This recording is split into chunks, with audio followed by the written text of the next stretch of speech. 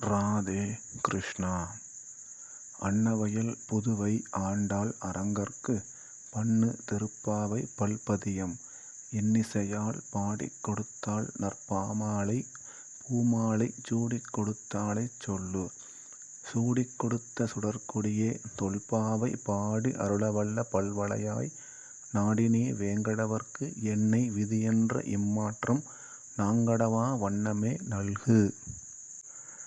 பாதகங்கள் தீர்க்கும் பரமனடி காட்டும் வேதம் அனைத்திற்கும் வித்தாகும் கோதை தமிழ் ஐயைந்தும் ஐந்தும் அறியா மானிடரை வையம் சுமப்பதும் வம்பு.